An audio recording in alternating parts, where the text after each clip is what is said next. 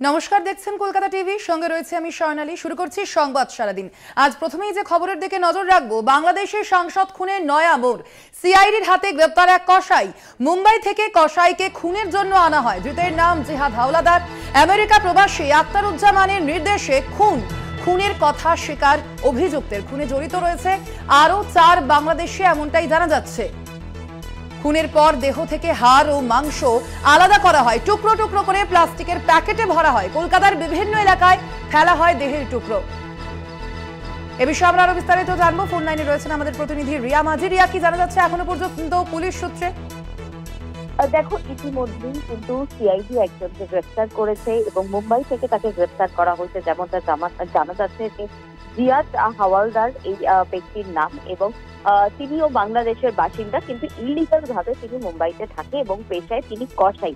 এই কসাইকে মুম্বাই থেকে স্পেশালি আনা হয়েছিল এই নিউ টাউনের ফ্ল্যাটে বাংলাদেশের এই সাংসদকে খুন করার জন্য বলে এমনটাই জানা যাচ্ছে। পেশায় যেহেতু তিনি কসাই, সেই কারণের জন্য খুন করার পর এই বাংলাদেশের সাংসদকে তাকে শ্বাসরোধ করে প্রথমে খুন করা হয় এবং খুন করার পর তার হাল ছাড়ানো হয় দেহ থেকে, যাতে তার আইডেন্টিফাই তাকে কেউ না করতে পারে, এবং তারপরে হাড় এবং মাংস আলাদা করা হয়, করে তাকে কোথানো হয় রীতিমতো, কিন্তু ছোট ছোট টুকরো করা হয়। তারপর সেগুলোকে প্লাস্টিকে পুড়ে দফায় দফায় সেগুলোকে বিভিন্ন জায়গায় শহরে ফেলে আসা হয়।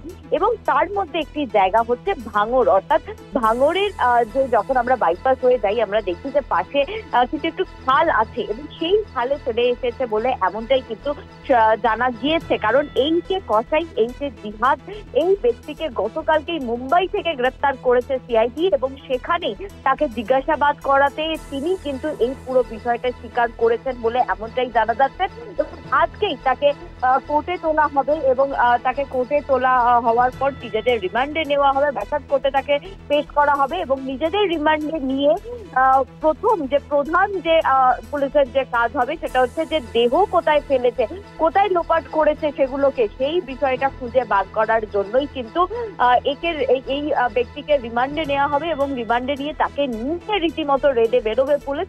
কারণ গতকাল রাত থেকে তারা রেড চালাচ্ছে যে দেহ কোথায় ফেলেছে তার কথা মতো, কিন্তু এখনো অব্দি সেই দেহ উদ্ধার করতে পারেনি পুলিশ। এবং পাশাপাশি তোমাকে জানিয়ে রাখবো যে আক্তারুজ্জামান, যে কিনা মাস্টার মাইন্ড এই ঘটনার, সে বাংলাদেশের বাসিন্দা কিন্তু ইউএসএ থাকে বলে এমনটাই জানা গিয়েছে। তিনি এবং তার যে ঘনিষ্ঠ এক মহিলা যাদেরকে সেই নিউ টাউনের ফ্ল্যাটে ঢুকতে দেখা গেছে, তারা কিন্তু ইতিমধ্যেই পলাতক এবং আমেরিকা চলে গেছে বলে এমনটাই কিন্তু সূত্র মারফত জানা যাচ্ছে।